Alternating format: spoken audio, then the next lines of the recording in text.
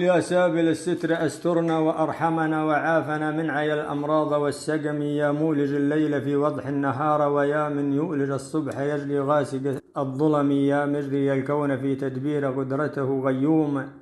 لا تأخذك سنة ولا تنمي، ناجاك ذنون بطن الحوت معتذرا، وانجيته لا خدش لحم ولا عظم. وعندما أدركوا موسى أمرت له البحر كالطود معزولا ومنقسم، واشفيت أيوب إذ ناداك يا أملي قد مسني الضر وابلى جسمي الألم، يا من إذا ردت شيئا أن تقول له كن فيكون، ورب النون والقلم رحماك في يوم لا مالا يفيد به ولا بنين، ولا ينفعك ذو رحم عند السؤال تثبتني، وتختم لي خواتم الخير يا ذا الجود والكرم. في ظلمة القبر لا صاحب يوانسني ولا صديقا من الأعراب والعجم، مراتع الدود معضيقا لحودبها مطروح جسمي، ولا أمشي على قدمي وترى كوني بها الأحباب، وانصرفوا جثة بلا حركة فيها ولا نسمي.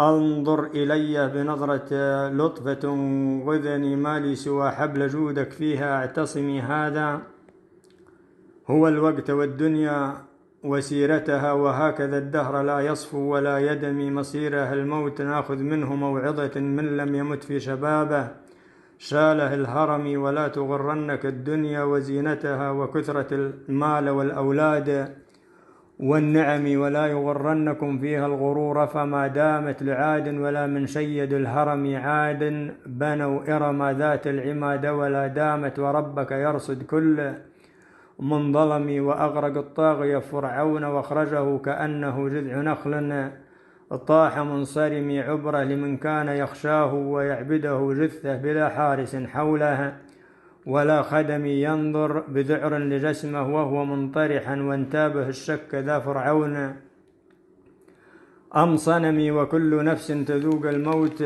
لو حرست الإنس والجن والمحكوم والحكم، ما دائم للذي يحيى العظام إذا بليت ويوجدها ثاني من العدم، عالم بما وسوست فيه الصدور وهو بالسر واخفى ولو نخفيه.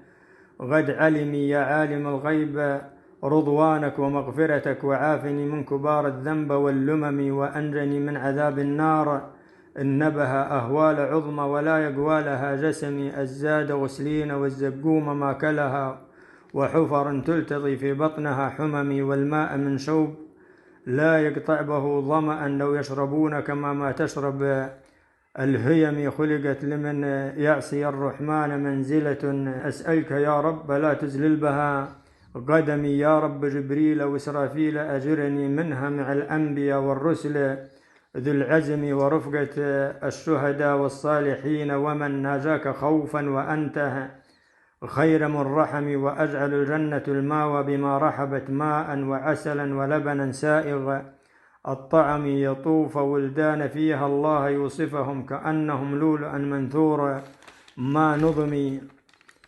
واستبرق والأرائك متكين بها، وفاكهة ذللت قطوفها كرمي، وحور عين حسانا وسطها خلقت كواعب تراب مقصورات في الخيم، كأنهم بيض مكنون إذا نظرت عينك تزيدك سرورا وهي تبتسم. يا رب أجعل لنا في جنتك نزلا من أسعد الخلق لا هما ولا ندم، وازك الصلاة على المختار من مطر محمد خير خلق الله في الأمم. الشاعر مبارك بن مسعود الفرمي الرشيدي.